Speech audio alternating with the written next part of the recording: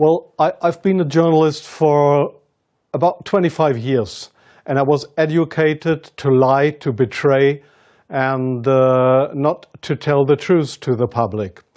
But seeing right now, within the last months, how far how the German and American media tries to bring war to the people in Europe, to bring war to Russia.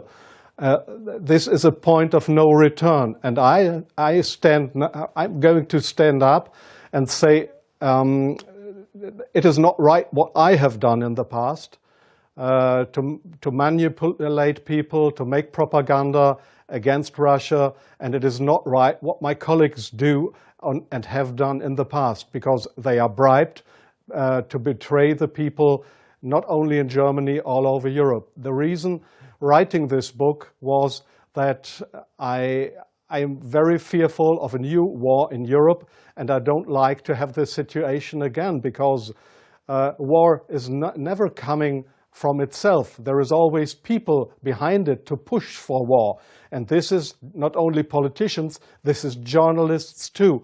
And I just have written in the book how we have betrayed in the past our readers just to push for war, and because I don't want this anymore. I'm fed up with this propaganda. We live in a banana republic and not in a democratic country where we have press freedom, where we have human rights.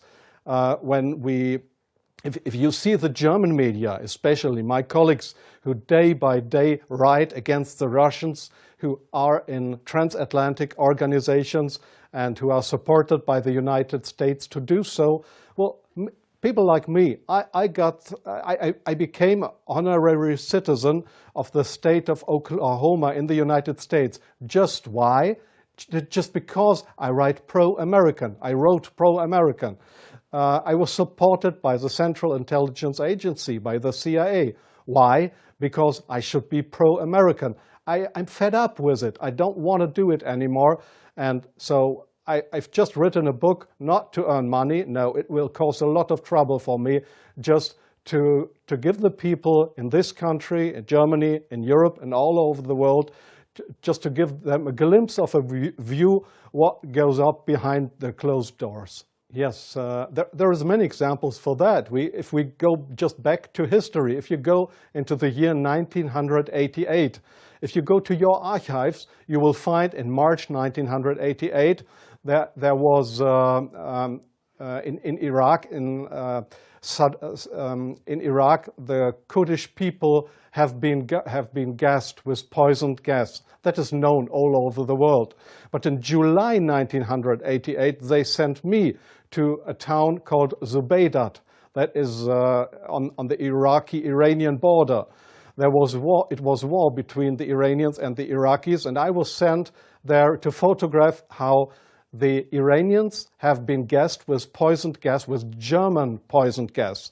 You call it Lost and Zarin, mustard gas, made by Germany. They have been gassed, and I was there to make photographs how these people have been killed by poisoned gas from Germany. When I came back to Germany, there was just one small photo in a newspaper, in the Frankfurter Allgemeine, and there was one small article not writing how impressive, brutally, how unhuman, how terrible it was to kill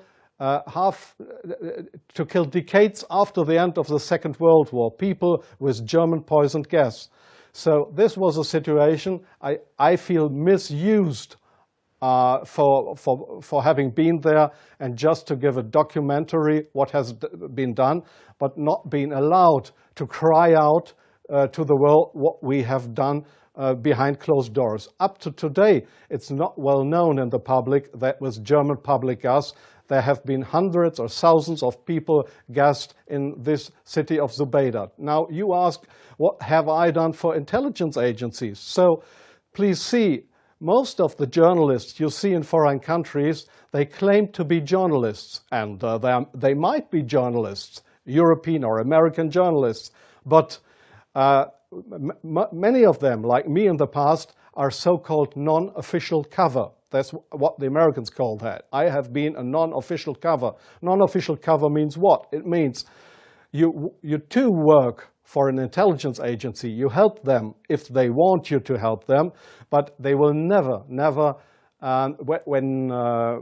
when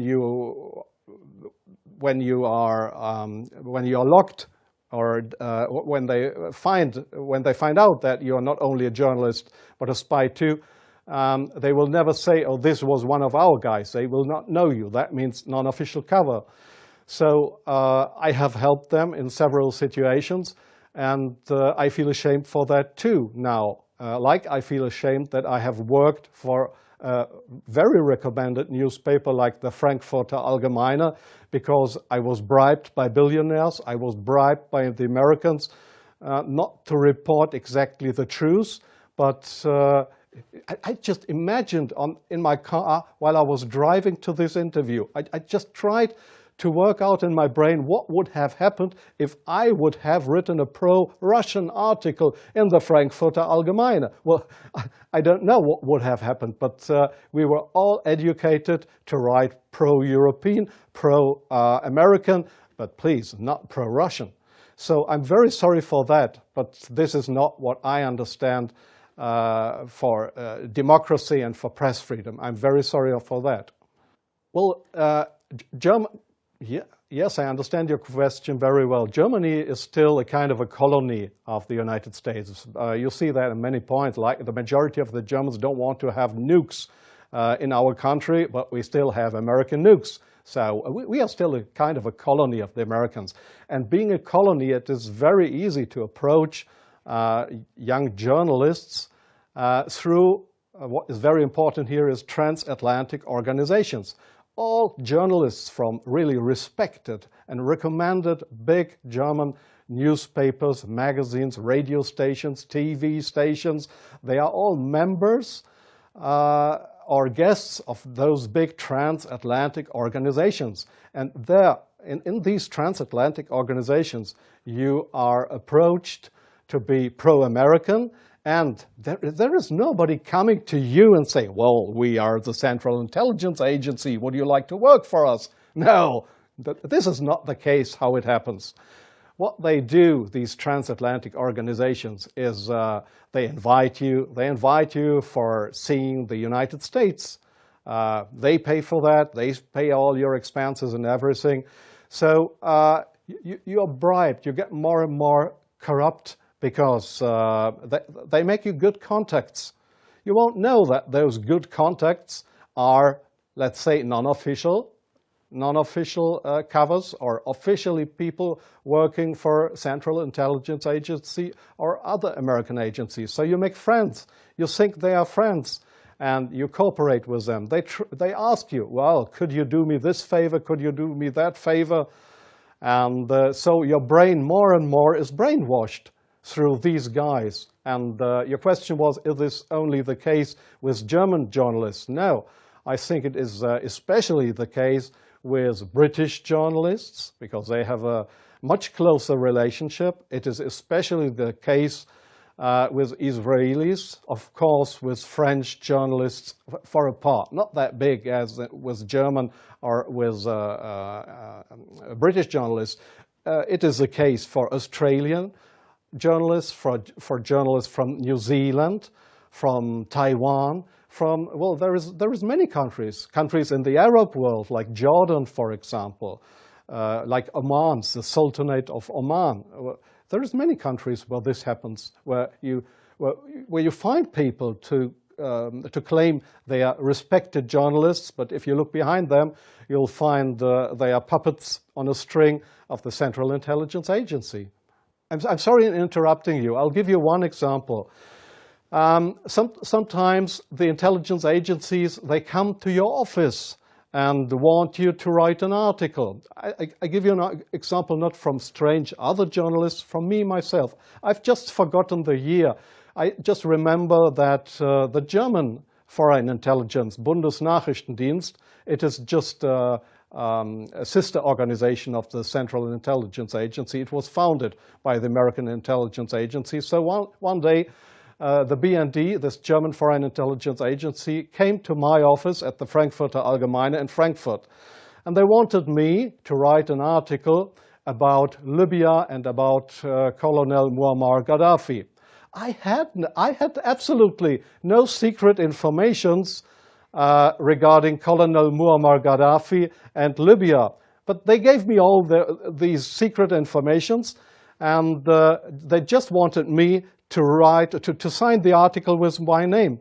I did that, but it was an article that was published in the Frankfurter Allgemeine that originally came from the Bundesnachrichtendienst, from the German Foreign Intelligence Agency. So do you really think that this is journalism, intelligence agencies writing articles? Oh yes, that article, I have reprinted it partly in my book. That article was how Libya and Colonel Muammar Gaddafi, how he secretly tried to build a poison gas factory. I think in Rabta was the name, yeah. And I got all those information. It was a story that was printed worldwide 2 days later. But I had no information on that. It was the intelligence agencies that wanted me to write this article. So, but this is not the way journalism should work, that intelligence agencies, that they decide what is printed and what not. If I say no, I give you an example from a very good example if you say no. Well, we have a rescue unit in Germany with helicopters for traffic accidents. It's called, they call themselves the Yellow Angels. There was one guy who didn't want to cooperate. He was a pilot of the helicopter service of the Yellow Angels in Germany. This guy said no to the Foreign Intelligence Service, Bundesnachrichtendienst, when they approached him and wanted him as a non-official cover to work for the German Foreign Intelligence Agency, under, just to pretend to be somebody from the Yellow Angels. So what happened was that he lost his job. And the court in Germany, the judge decided that they were right, because such a guy could not be trusted. He was kicked off his job because he didn't cooperate with the Foreign Intelligence Service. So I knew what would happen if I would not cooperate with intelligence services. Well, I have had, let me say, 6 times my house was house searched because I was accused by the public prosecutor, the German public prosecutor. I was accused of leaking secrets of states. 6 times house searched. Well, they hoped that I wouldn't do that ever again. But I think it's worse that the truth will come out one day. The truth won't die. And I don't mind what will happen. I've had 3 heart attacks. I have no children. So if they want to bring me to court or to prison, so it's worse for the truth.